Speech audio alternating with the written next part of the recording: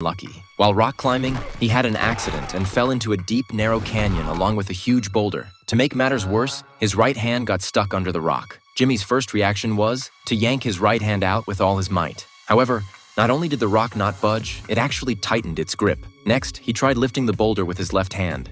But no matter how hard he strained, the stone remained unmovable. Since his hand strength wasn't enough, he decided to use his entire body. He rammed into the rock and kicked at it, but it was all in vain. Instead, he only managed to drain his energy. Jimmy was in utter despair because outside the canyon stretched an endless desert with no signs of human life for miles around. If he wanted to survive, he'd have to save himself. After resting for a bit, Jimmy took out all the tools from his backpack and realized the only thing that might be somewhat useful was this small knife. So he picked up the small knife, preparing to slowly chip away at the rock bit by bit. Hours passed, and he had only managed to scrape off a small amount of rock dust. His left hand was aching unbearably. In a moment of carelessness, he dropped the knife into a crevice on the ground. When he tried to pick it up with his hand, he couldn't reach it. He had no choice but to find a tree branch and bend it. Finally, after relentless effort, the knife was hooked and Jimmy successfully retrieved it. Having been trapped for so long, the blood circulation in his right hand was cut off, leaving it numb. Even when he poked it with the knife, he felt no pain.